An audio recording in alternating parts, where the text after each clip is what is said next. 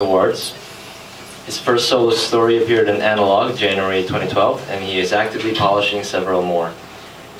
His next project is a murder mystery solved by a refrigerator. Currently employed as a computer curriculum manager at lynda.com, he is also a jazz bassist, programmer, and once canoed 60 days in the Canadian Arctic.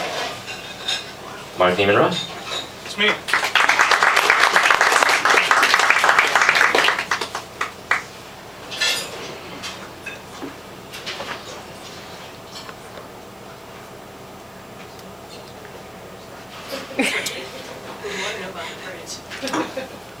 There's an ineffable something about a frozen corpse.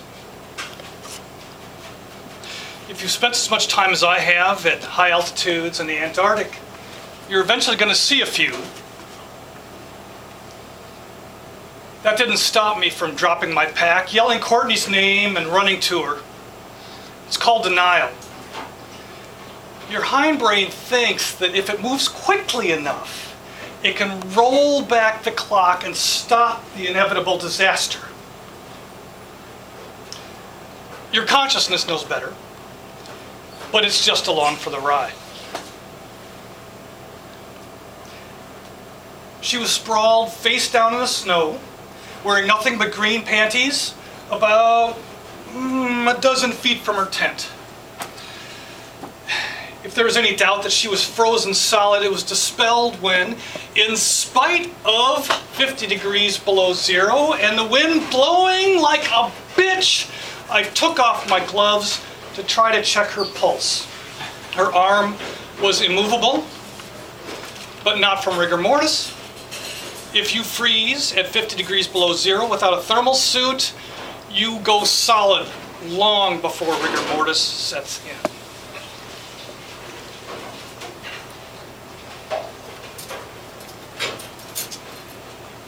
There was just one other thing wrong.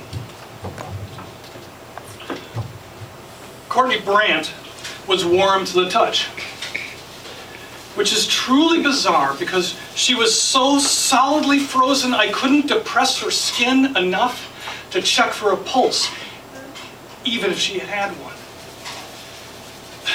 Even though the wind was rapidly sucking the heat from my hands, she was most emphatically warm. Nice, toasty body temperature warm. Feverishly so, in fact.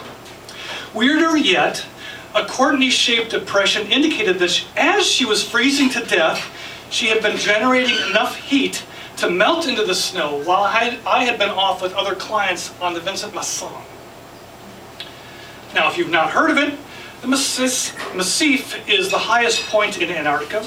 16,000 feet of wind, glacier, and why the hell am I doing this slogging?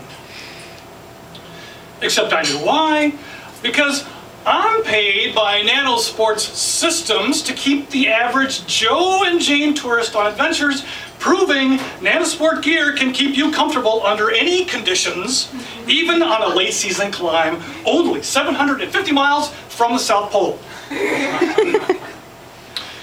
Which means that Courtney was absolutely not supposed to die this way. Not to mention that she was one of the world's true innocents and didn't deserve it. She was a 27-year-old florist who'd won a slot on the trip by writing 200 gushy words on why she wanted to go to Antarctica. So what if there aren't penguins at 16,000 feet? She'd been the lucky one who'd won the draw, and Nanosport's whole shtick was that our demon gear can take any reasonably fit person anywhere on the planet. You might fall off the mountain, but if you do, by golly, you'll be warm and comfy when you hit bottom. Courtney had even programmed her tent to play Pachelbel's Canon as her wake-up music. People like that aren't supposed to die on vacation, especially on a promotional trip where the Pachelbel tent was one of the products we were planning to launch next year though with a lot of other music options.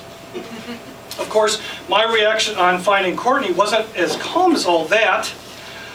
I've read At the Mountains of Madness, Lovecraft's Antarctic creepy crawlies who lived underground and didn't flash freeze young women into too warm corpses. But for those of us who guide down here, reading that book is like chanting, "Who has my golden arm?" Spooking yourself is one of life's great pleasures if there's no chance it's real. Death is real. As for spooky death, let's just say there were cold fingers running up and down my spine that Nanosport's best could do nothing to dispel. The only reason Courtney had been alone in camp was that our senior guide had taken a fall 3 days ago, laying out monofilament line on the head wall. He survived, but spiked himself good with crampons. We patched him up well enough to be able to stop the bleeding, but he'd been barely able to walk back to camp and had to be coptered out. These expeditions are supposedly safe for the tourists because the clients don't step out of camp without clipping into the lines, even if you go to the toilet. And if you think that's silly, you've never been in the Antarctic ground blizzards. But for those of us who lay out the lines, these trips are risky and a real climb, not to mention a hell of a lot more work. Anyway, the accident left us one guide short. Not that I'm technically a guide, I'm the equipment rep, everybody's best friend, the giver of swag. The guy who's also happy to hear all the details of those little expeditions that qualified you for a promotional tour. Oh God, hell, if you can climb 1,000 meters on a health club stair climber, you are qualified. Even in weather like this, getting to the top is pretty much just a grunt. The only difference from the stair climber is the view. Until that is, Vince bidded on the head wall.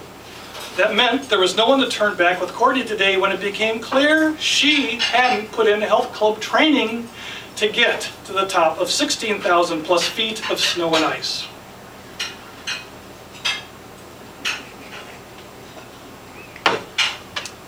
Not that she should have had any problem on her own. Clipped into the line, she should have gotten back to camp just fine, which apparently she had. Whatever killed her happened after she'd gotten here. You know, better for me if she'd wandered off looking for penguins and tobogganed off 2,000 feet down the head wall. When she'd reached camp, Courtney Brandt should not have died. My suit was warm, but my hands weren't. Besides, it was going to be really bad for morale to leave her lying here, virtually naked in the snow. In fact, Marissa was already edging up to me. Is she? Yes. There had been some remarkable recoveries from hypothermia, but frozen solid is a different story. I had no clue what to make of her weirdly warm skin, but exposed to the wind like that, she had to be dead.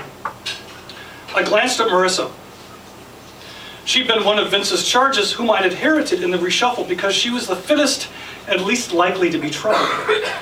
30-something, built like a soccer player, short but powerful. She cruised up the peak with me after Courtney turned back, almost as though on a Sunday stroll. Hopefully she also had the kind of toughness I needed now.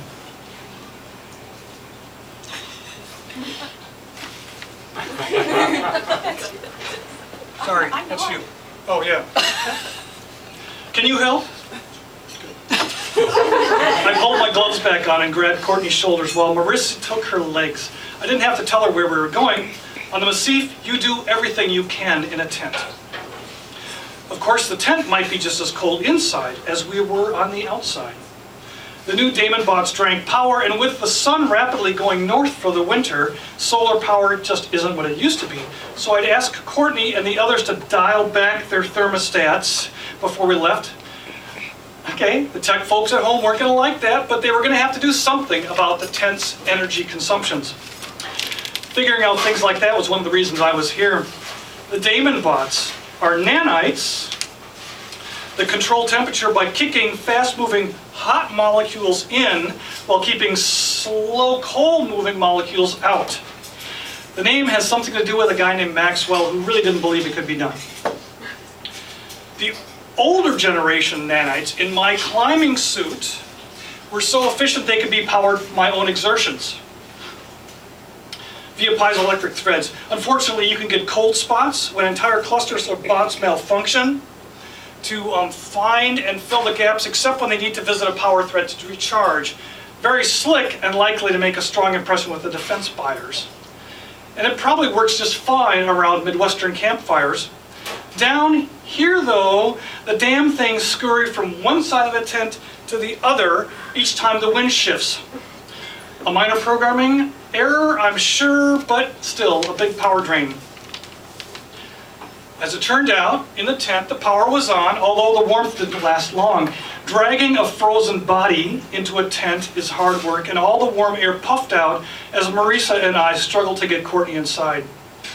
In life, she'd been petite and vivacious. In death, she was a 120-pound lump. Her legs were as unbendable as her arms, and the tent entrance was narrow enough to make the entrance difficult. Huffing and grunting, we'd gotten her into the vestibule and partway into the tent when Marisa kicked something that clattered behind her. There aren't many things that should clatter in a tent. In this case, she'd nearly knocked over a stove on which sat a small titanium pot. Now, cooking in a tent is a very bad idea, just because of the risk of this type of accident. That's one of the reasons mountain tents have vestibules, to give you a safe place to cook. Some expeditions also have dedicated cooking tents with wood floors, dining tables, propane heaters, but Nanosport isn't one of those. We only do lightweight backpacking style equipment. Luckily, the tent's computer, which was a lot smarter than the new nanites, hadn't allowed the stove to drain the solar batteries too far by running indefinitely at high power. Otherwise, Marisa might have scalded herself.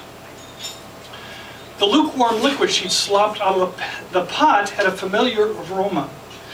Marisa pulled off a glove to move the pot and stove out of the way, then touched a finger to her lips. Chicken soup, She said. Way too homely connotations for Courtney's last meal. The tent was a mess.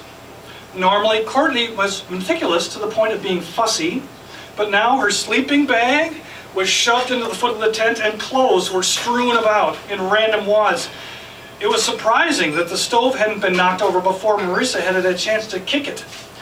The tent's touchscreen bore an unfinished sat message beginning, "Dear Mom and Dad." was she attacked? Marisa asked. I tried not to think of Lovecraft. By whom? I didn't know. Were there any tracks? I shrugged. Dragging Courtney out into the snow to freeze would definitely leave tracks, but when the wind didn't erase them, the camp was littered with tracks. Unless they had claws or were the size of manhole covers, nobody would notice. We wrestled her the rest of the way inside, then knelt beside her. Warm or not, her skin showed the pale death of frostbite. Even her torso was frozen solid.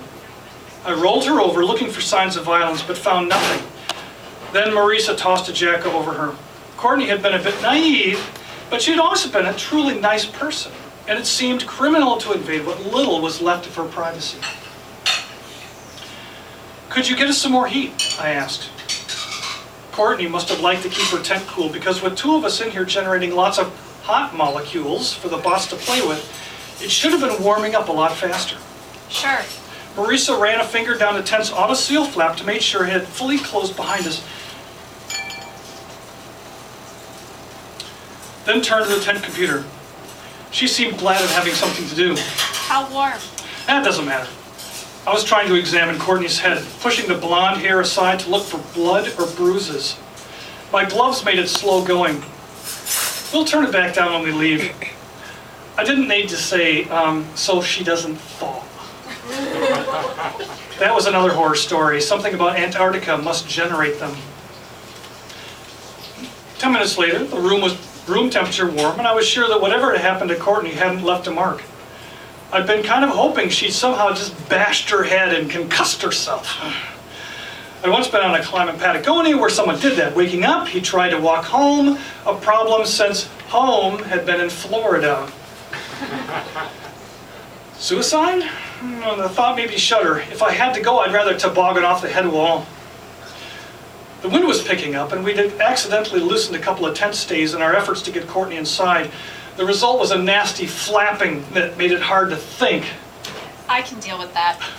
Marissa said, making a rapid, though enough exit through only half of the now warm air disappeared with her. As clients go, she was several cuts above the norm.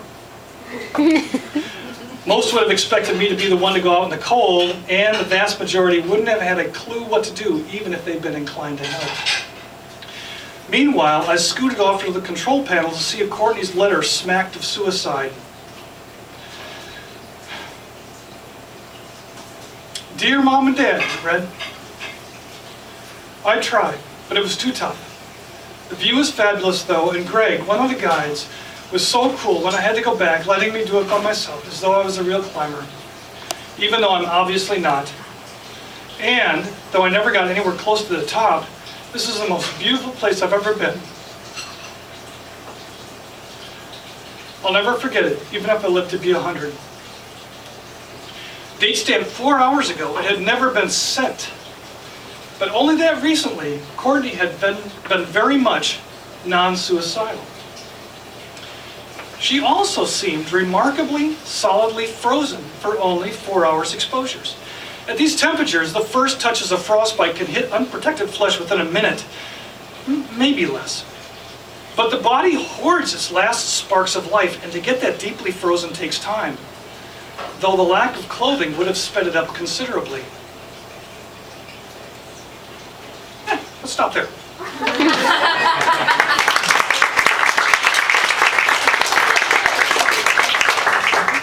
So what I didn't do at the beginning, because I thought it was more important to read the story, is introduce myself. I'm Mark Niemann-Ross. This is a reading from a story called A Deadly Intent, which was published in Analog, I think, in 2006 or some sort of thing like that. There's obviously more to the story. Yes, it is a murder mystery. It's one of the first I've written. And it is part of the collection called Phantom Sense and Other Stories, which you are about to see demonstrated in front of you. Yes, they are for sale. Be sure to talk to our good friends here.